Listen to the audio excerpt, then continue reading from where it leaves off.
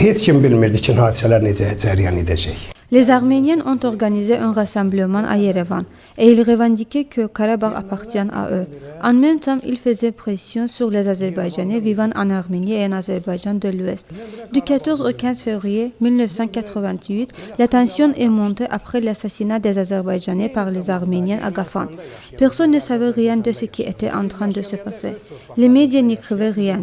À la veille de ces événements, les premiers réfugiés ont commencé à arriver à Sumgayit. La population de Sumgayit a compris que les Azerbaïdjanais sont expulsés de leurs terres. Les habitants ont commencé à se rassembler dans les rues pour obtenir plus d'informations. Nous étions préoccupés par les événements qui ont eu lieu là-bas et le sort des Azerbaïdjanais. Des rassemblements ont eu lieu les 24-26 février. Des opinions provocatrices ont été déclarées. Des provocations ont eu lieu. Nous ne savions pas que ces personnes sont les Arméniens et les provocateurs. Lors de ces événements, les Arméniens ont tué les uns des autres. Tout le monde était en pleine confusion. Pendant de nombreuses années, nous vivons ensemble dans une vie avec les Arméniens. Le jour de l'événement, les Azerbaïdjanais ont caché de nombreux Arméniens dans leur maison. Filmer les événements de Sumgayit avec une caméra prouve que tout a été organisé par les Arméniens d'une manière planifiée. Nous ne savions rien. Le 28 février, les gens se sont rassemblés dans le parc à Sumgayit. Les milices ont tenté de les disperser, mais ils sont restés là-bas.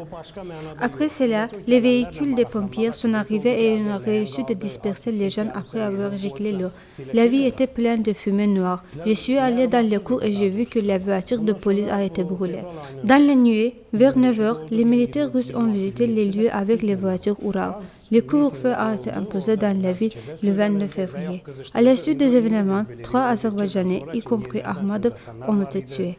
Bien que les événements de Sumgayit ont eu lieu le 28-29 février, les chaînes de télévision françaises ont diffusé des images le 2 mars. C'est-à-dire c'est le plan préparé à l'avance par les Arméniens. J'étais en service de nuit à l'école le jour de l'événement. Lorsque nous sommes sortis de là, les militaires ont arrêté moi et mes amis. Nous étions 4 personnes. Les gens avaient été interrogés séparément devant le bureau de police. Les employés du comité de sécurité avaient déterminé ceux qui ont pris part aux événements. Après avoir vérifié, nous avons été amenés à la prison de Chevalan avec 20-30 personnes. En raison de la prison surpeuplée, nous avons été amenés à la prison de Bayıl où nous sommes restés pendant 12 jours. Au cours du procès, Önger a dit qu'il n'a pas pris part à ces événements, mais les Arméniens l'ont calomnié. J'ai demandé pourquoi on a arrêté près de 10 000 personnes innocentes. Que faites-vous? Ils ont dit qu'on voulait tous nous tuer. Les enquêteurs de Moscou nous avaient interrogés 5-6 fois par jour. Après avoir interrogé, les personnes arrêtées ont été libérées par ordonnance du tribunal à Sumgayit. Qayıtdılar, Ermənistan Yerevanda elə belə düz deyir, yerə vermədilər. O gedən Ermənistanların, buradan gedənlərin hamısını Qarabağa müharibəyə göndərdilər. Gəldilər, burada döyüşdülər onlar.